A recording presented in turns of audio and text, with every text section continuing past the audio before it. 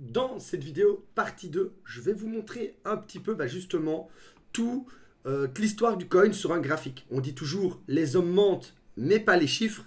Les graphiques, c'est les chiffres. Et on va pouvoir retracer un petit peu toute la croissance du Pipo et quels sont les paliers et comment on a pu justement en arriver à où on en est aujourd'hui et quel est le futur pour le coin. Alors, premièrement, on va reprendre l'histoire. Ça a démarré avec une euphorie, un gros pump and dump. Voilà, il n'y a rien à rajouter. Donc au début, c'était, comme on a dit, ça a pumpé. Le dev, il a planté sa communauté. Là, il y a eu un petit peu d'espoir. On ressort un peu des ténèbres. Et puis, bam, on redescend.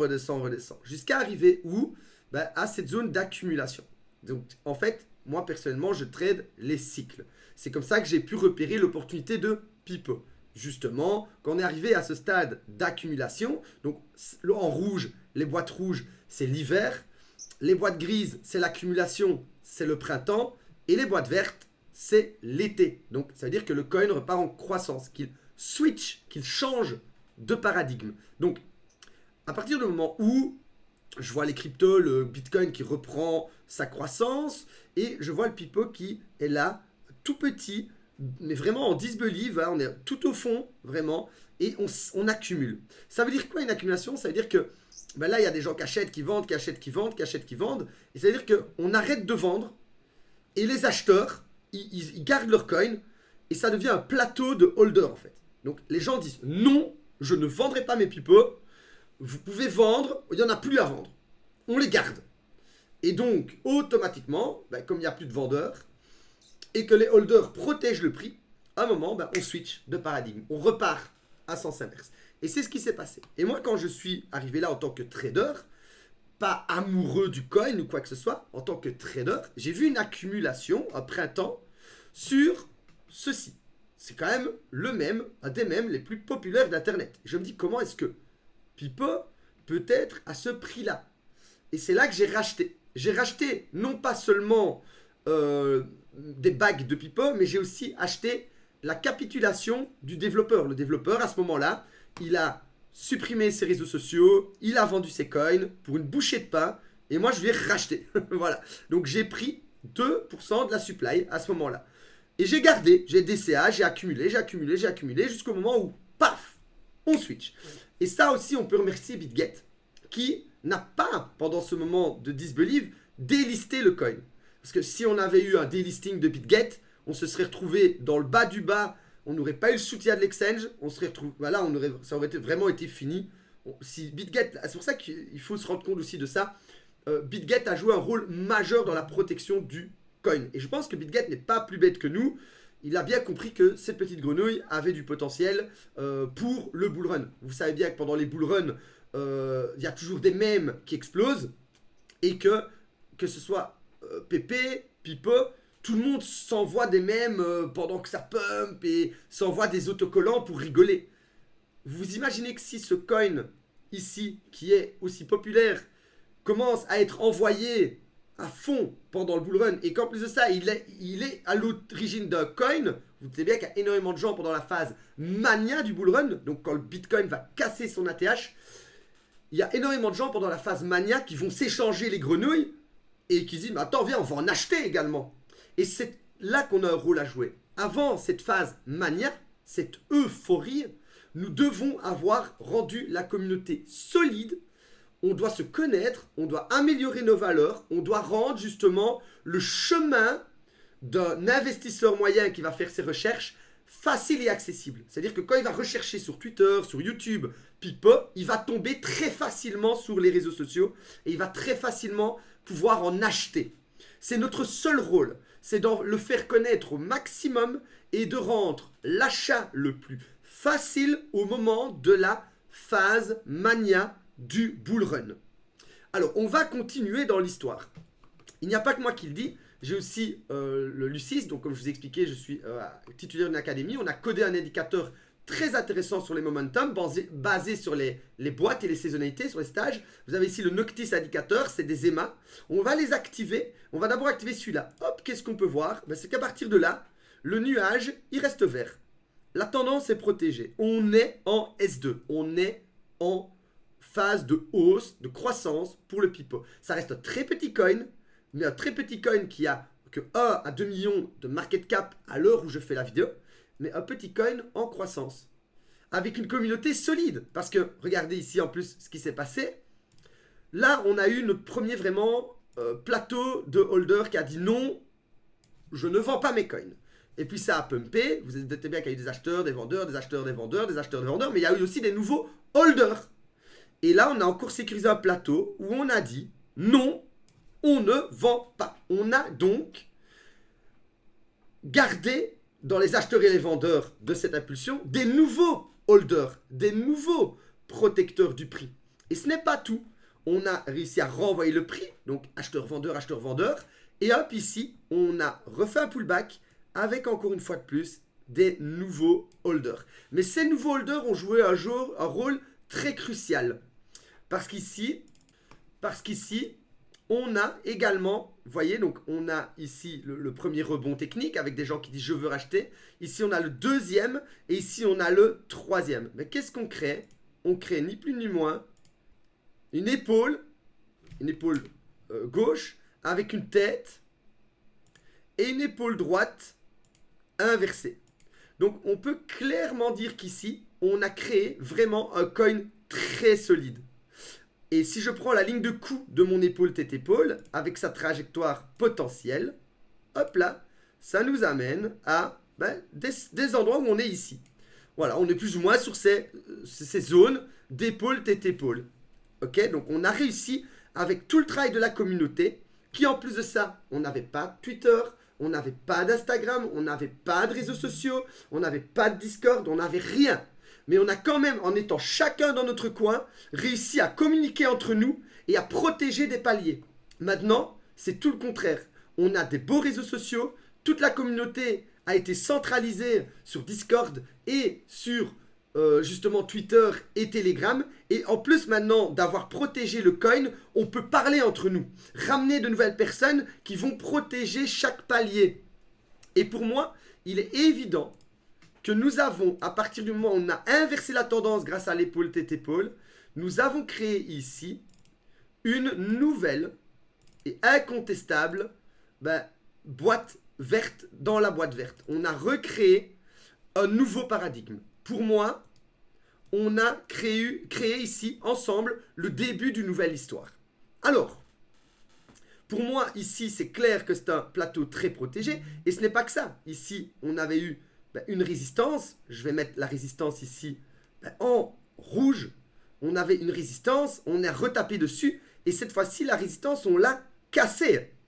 Elle devient maintenant, cette résistance, à nombreuses reprises, un support. Donc, on a en plus de ça un super support avec une très large base en épaule, tête-épaule, qui n'est pas juste de l'analyse technique. C'est aussi toute l'action d'une communauté qui, en plus d'avoir repris le contrôle, est très solide. Donc ici, pour moi, on est vraiment sur le début de quelque chose. Alors, je ne peux pas manipuler le prix. Je ne peux pas manipuler le fait que Bitcoin va chuter ou que le Bitcoin va exploser ou que l'euphorie va arriver sur le marché. Donc, bien sûr que le prix, il peut monter ici, hop, retracer, remonter un peu plus haut, refaire un petit pullback, remonter plus haut. Ok, mais on est dans quelque chose de nouveau. Ce que nous pouvons par contre contrôler ensemble, c'est la valeur. Il faut savoir une chose, c'est que la valeur, c'est nous. C'est le fait d'être actif, le fait de communiquer entre nous, le fait de créer des gens qui vont créer des Twitter, qui vont aller poster tous les jours Pipo, Pipo, regardez Pipo à nouveau, regardez Pipo, regardez, et qui vont aller communiquer sur les réseaux. De moi-même, par exemple, ou d'autres personnes qui peuvent commencer à créer du YouTube autour de Pipo, ou du TikTok, ou des réseaux sociaux qui vont faire en sorte qu'ensemble, on le fasse connaître. Ça, c'est quelque chose qu'on peut contrôler. C'est ça la valeur. Et l'objectif va dépendre de la communauté qui a déjà fait ses preuves. Mais si la communauté, justement, depuis son S2, nous continuons à maintenir de la valeur, de la croissance sur cette ligne verte, on va la mettre en vert puisqu'on est en croissance verte, et que même encore d'autres nouvelles personnes arrivent et que la valeur commence à partir en parabole, non pas parce que c'est de la magie, parce qu'on travaille. C'est pour ça que suivez les réseaux sociaux, rejoignez l'Instagram, rejoignez le Telegram, rejoignez les réseaux sociaux, venez travailler avec nous parce qu'ensemble, on a une réelle possibilité d'augmenter la valeur. Et que va faire le prix? Eh bien, il va osciller autour de la valeur. Voilà, comme ça. Peut-être tout. Et hop là, il va rattraper. Le prix rattrape toujours la valeur. Que ce soit ainsi, mais il suivra toujours la valeur. Bien sûr qu'il y aura des gens qui voudront dumper le coin. Bien sûr qu'il y aura des gens qui voudront le holder. Bien sûr qu'il y aura des gens qui voudront le trader. Mais ça, c'est le prix. Par contre, ce que nous pouvons contrôler, c'est sa valeur. Et ce qu'on peut aussi contrôler, si on fait des conneries, qu'on commence à feuder, qu'on commence à manquer de discipline, qu'on commence quand le marché chute un peu à capituler, à se dire « Ah, c'est nul, c'est fini, blablabla. » Et tout ce qu'on peut manipuler, oui, c'est simplement le fait qu'on va baisser la valeur. Et là, le prix, c'est pas de la magie. Il fera quoi le prix? Eh bien, il va aller doucement rejoindre la valeur. Et je suis persuadé d'une chose, c'est que de la manière dont on est en train de reprendre la communauté en main, la manière dont on se serre les coudes, dans des moments très compliqués, parce que Bitcoin actuellement est en range, on est en train de jouer vraiment avec les couilles de tout le monde, on ne sait pas si on va passer l'ATH, les gens commencent un peu à perdre espoir, dans des moments très difficiles, on arrive quand même à stabiliser une croissance et sur la valeur et sur le prix. Parce que jusqu'à preuve du contraire, je remets mon indicateur, on est toujours dans les boîtes vertes et on protège les paliers. Donc, vous comprenez l'importance de ces vidéos? Je voulais réellement les faire parce que nous avons un impact sur le futur du prix.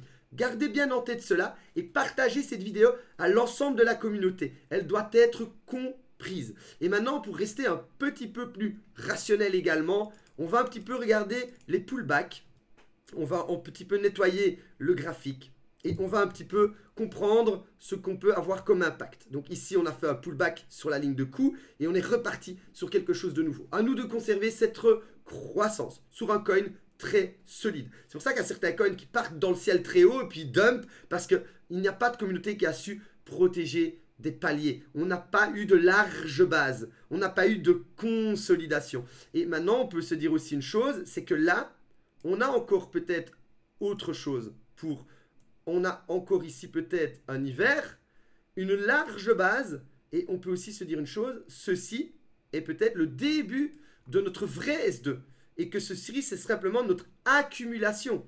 Donc on a en tout cas démarré dans quelque chose de nouveau. Hiver, printemps, été. On est en été.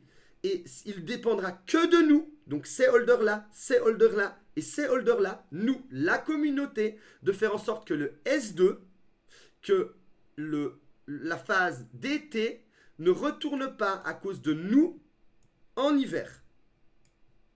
Voilà, on n'a que ça à contrôler. Et même si on retourne en hiver, en printemps, eh ben, on l'a déjà connu. On se regarde, on se met autour d'une table, on se dit, bon les gars, on a signé pour ça, hein, on s'est bien connu là-dedans, on a déjà connu ces moments difficiles. Bon, qu'est-ce qu'on fait? Et là, on est fort. Alors que si on s'est rencontrés dans une phase de hausse, qu'on a appris à se rencontrer dans des moments faciles, quand on va aller dans des moments difficiles, on va tous se regarder et on sera perdu. C'est ça la grande différence. Nous, si on retourne dans une phase de baisse, on se regardera tous autour d'une table et on se dira, ben, on a signé pour ça, non? Qu'est-ce qu'on va mettre en place pour retourner en croissance? Alors, l'objectif, c'est de ne pas retourner sur cette table ensemble à se regarder bêtement. C'est de faire en sorte, dès maintenant, de ne jamais y retourner. Donc ça, c'est très important. Alors maintenant, on va simplement regarder un petit peu. Donc je vais renettoyer tout le graphique et je vais simplement retourner ici, hop, sur notre démarrage. On va regarder un petit peu les phases de correction. Ici, les phases de correction sur un coin aussi volatile sont tout à fait normales. Ici, on a une correction de 60%. Ici, on a eu, hop là, je perds encore ma vie. Ici, on a eu une correction de 70%, 70%. Et ici, on a eu encore une connexion de 51%. Ça ne fait jamais partie du price action. Vous voulez des fois 10, vous voulez des fois 3, des fois 4, mais vous n'acceptez pas un moins 50% de correction. Ça n'existe nulle part. Vous voulez de la croissance, mais vous devez aussi accepter du pullback. Et ce que je voulais aussi montrer, c'est que, alors je ne traite pas souvent les Fibonacci, c'est pas dans ma stratégie, mais c'est réel. Ici, on a eu, donc je prends le plus bas au plus haut, et je l'allonge, et tiens, on est pile retourné dans la reload zone. Pump, reload zone. Ici, je reprends mon Fibonacci, je prends le plus bas, je vais sur mon pump, je l'allonge, hop, et on retourne ici, dans la reload zone. Alors, même avec une petite capitulation, mais on voit bien qu'on la tient, quoi. Et on repart. Et ici, tout simplement, je vais reprendre ceci, le dernier pump, pour qu'on reste rationnel.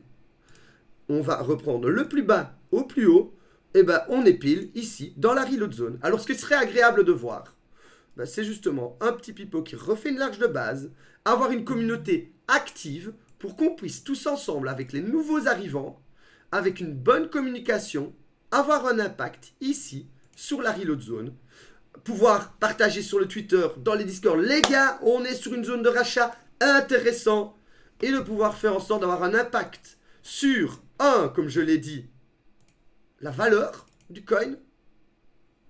D'accord? Donc ça, on peut avoir réellement un impact sur la valeur du coin, mais on peut aussi avoir, avec une bonne communication, un impact sur le rachat de la reload zone et relancer encore une prochaine impulsion et de sécuriser encore un nouveau palier. Vous avez compris maintenant la zone de rechargement, vous avez compris le potentiel du coin, vous avez compris que nous sommes acteurs et responsables de la valeur avec notre communauté. Alors, la première prise de responsabilité à avoir en ayant regardé cette vidéo, c'est d'appuyer sur ce bouton, de cliquer sur j'aime, de partager sur vos réseaux, d'écrire un petit commentaire pour que les algorithmes de YouTube nous mettent en avant. Ce n'est que ça votre taf. C'est d'être au moins actif. Si vous êtes là, regardez et espérez que ça monte et ne même pas être capable de cliquer sur un bouton, là vous faites immédiatement baisser la valeur de la communauté, la valeur de tout notre engagement. On ne vous demande pas de travailler. Nous ne sommes pas des dictateurs, mais on demande au moins aux personnes qui ne travaillent pas, mais qui sont des supporters, de partager en masse. J'espère que vous aurez compris cette super vidéo et on se rejoint très vite, demain ou après-demain, pour une autre vidéo éducative et on continue en croissance sur cette chaîne YouTube. C'était Noctis.